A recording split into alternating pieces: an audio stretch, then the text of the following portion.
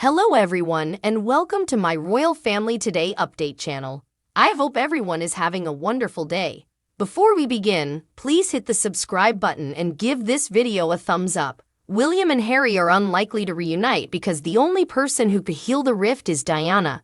Diana would be desperately sad to see Harry and William so estranged, according to former BBC royal correspondent Jenny Bond.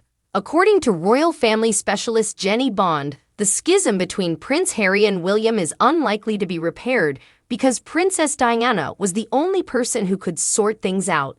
Ms. Bond, who became close to Diana, revealed Diana's love for her children and how she would be desperately sad to see Harry and William so estranged.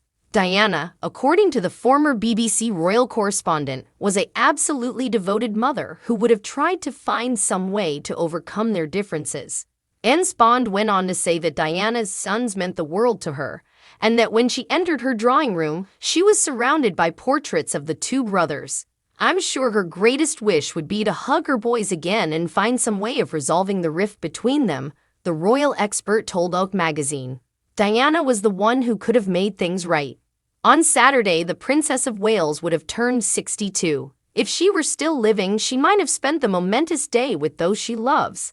Diana received almost 90 bouquets of flowers and numerous cards on her penultimate birthday when she turned 36. According to Ms. Bond, the late princess also expressed anxiety about Harry and his ability to find his place in the world. Diana was an absolutely devoted mother, and her sons meant the world to her, Ms. Bond added.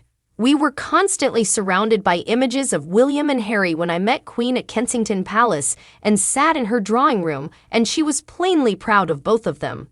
She informed me that the country was fortunate to have William, and I believe she was correct. She would have been especially proud of his initiative to address the issue of homelessness, especially because it was she who first showed him the hardship of persons forced to live on the streets. She expressed concern that Harry, as the second child without a clear position, would struggle to find his place in the world. However, she stated that both sons were fine in general. In fact, she said that everything bounced off Harry, and perhaps that would still be true if she distinct style is reflected in her beautiful and simple jewelry. Kate, Princess of Wales, wears a ruby ring that resembles the late Princess Margaret's engagement ring. Because rubies are the official July stone, many style-conscious celebrities and royals will be wearing them to honor the month of July. Diamonds Factory Ireland has compiled a collection of some of the most notable ruby pieces owned by members of the British royal family, which have been known to as the King's Gem throughout history. Princess Kate, 41, wore a ruby ring with the diamond for the first time in 2017. Worn by the Princess of Wales occasionally to match red outfits and accessories, this beautiful ruby ring was first seen on a visit to Poland, a spokeswoman for Diamonds Factory Ireland stated. The ring itself is comprised of a diamond-encrusted band and a single ruby stone.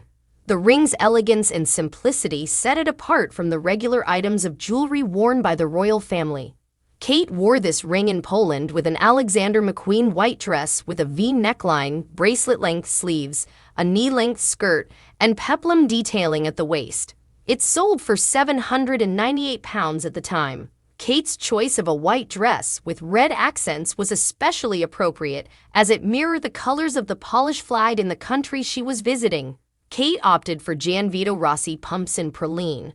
In addition, the princess wore a crimson Jenny Packham Casa clutch for £1,300. The representative claims that Kate's crimson ring is eerily similar to Princess Margaret's engagement ring from her marriage to Anthony Armstrong-Jones. This stunning engagement ring given to the late Princess Margaret by Anthony Armstrong-Jones features 3 ruby center stones surrounded by 6 smaller-sized diamonds. They continued.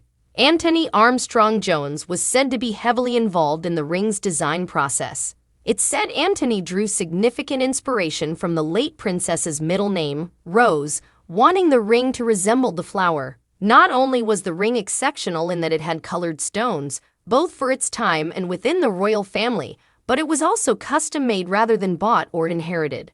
Margaret and Anthony married in Westminster Abbey in London on May 6, 1960. The royal couple had 2 children, Lady Sarah Chatto, 59, and David Armstrong-Jones, 61, before becoming the Earl and Countess of Snowdon. Princess Margaret's marriage did not last, and she became the first member of the royal family to divorce since Zora King Tindall Henry is is a very tactile woman with a similar character to Kate, according to a body language expert. Kate, Princess of Wales, and her husband's first cousin Zora Tindall share many similarities according to a body language expert. According to body language expert Darren Standen, Kate, Princess of Wales, 41, and Zora Tindall, 42, both married their respective spouses in 2011 and have many similarities. Darren researched certain royal family members on behalf of Betfair Casino, focusing on their development through time. According to Darren, Olympic equestrian Zora is a very tactile woman with many personality parallels to Kate. Princess Anne's only daughter is married to former professional rugby player Mike Tindall and lives in Gloucestershire with their 3 children. Zora gave birth to her first kid, Mia, in 2014, followed by Lena in 2018 and Lucas in 2021. This was a very similar path to Princess Kate, who married Prince William in 2011 and had children around the same time. However, the body language specialist claims that Zora shares many characteristics with her mother, Princess Anne. Zora Tindall has a lot of her mother's traits, Darren claimed.